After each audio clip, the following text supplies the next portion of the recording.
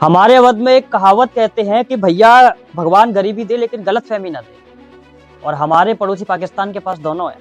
हाँ, मतलब गरीबी के बारे में बताने की जरूरत नहीं है, लेकिन गलतफहमी जो है वो उनके प्रधानमंत्री और उन मुल्क को ये हो गई थी कि हम नहीं खेलेंगे इंडिया के खिलाफ। लेकिन आईसीसी बोला बाबू 300 करोड़ रुपए का फटका लगाया जाएगा। श्रीलंका ने बोला देखो गरीबी में जब तुम्हारा आटा गीला होता है तो उसको सुखाने के लिए हम ही आते हैं। और बांग्लादेश बोला कि हे बाबू तुम हमारी मदद करने के लिए आए थे, लेकिन अगर तुम नहीं जाओगे तो ये हम पर इतना लंबा सैंक्शन मारेंगे, खिला तो नहीं रहे हैं, उल्टा कर्जा भी ले लेंगे। कंगाल हम भी हैं, कंगाल तुम भी है, ऐसा काम करो, ऐसा करो खेल लो। अब पाकिस्तान की हालत उस लौंडे की तरह हो गई है, वो लौंडा जो बचपन में खेलने जाते हैं, हम आओ चलो मैच खेलने चलते हैं, और फिर अगले दिन बोलते हैं कि अरे तुम्हारे उस दोस्त को नहीं खिलाया था, हम भी नहीं खेलेंगे। और फिर थोड़ी देर बाद बोलते हैं कि ऐसा करो एक समोसा खिला दोगे, हम खेल लेंगे। पाकिस्तान भी कह रहा है कि हम खेल लेंगे।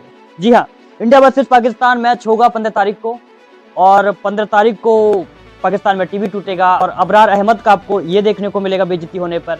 अब देखते हैं हमारी तरफ से ईशान मारेंगे कि अभिषेक मारेंगे या फिर दुबे मारेंगे या फिर हार्दिक मारेंगे। लेकिन एक बात हमको पता है कि पाकिस्तान थूक के चाटेगा। और अब खबर यह है कि पाकिस्तान ने थूक के चाट लिया है। कहानी यह है कि पाकिस्तान और आईसीसी के बीच में मीटिंग खत्म हो गई है। बांग्लादेश क्रिकेट बोर्ड भी वहां मौजूद था और आईसीसी ने अपना हंटर चलाया और वहां से अब क्लैरिटी मिली है कि पाकिस्तान खेलेगा।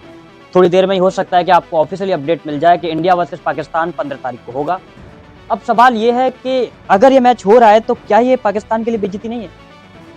मतलब पाकिस्तान वाले कोई भी लॉजिक दें, अगर आप एक्चुअली सोचो, इंडिया वर्सेस पाकिस्तान को लेकर प्रधानमंत्री ने कहा था पाकिस्तान के ने कि हम नहीं खेलेंगे। शहबाज शरीफ ने कहा था कि हम बांग्लादेश के साथ खड़े हैं, हम इंडिया के साथ मैच नहीं खेलेंगे। तो आप सोचिए, क्या किसी मुल्क के प्रधानमंत्री की इतनी इज्जत नहीं है या फिर उसकी इतनी बात नहीं है कि यार वो अपनी बात पर खड़ा रह सके?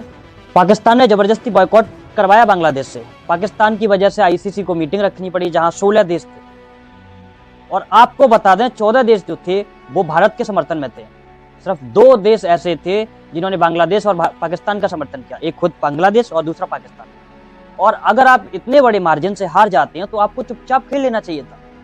लेकिन फिर वही जो हमने कहा, गलत फहमी नहीं हो किसी को, गरीबी हो चलता है लेकिन किसी को गलत फहमी नहीं होनी चाहिए। और पाकिस्तान के पास दोनों है। हालांकि अभी रायता फैल ही चुका है, तो हम और आप सबको पता था कि पाकिस्तान थूक के चाटेगा और पाकिस्तान ने थूक के चाट लिया है। मतलब कि पाकिस्तान की जुबान और कुत्ते की पूंछ, इन दोनों में कोई भी डिफरेंट नहीं।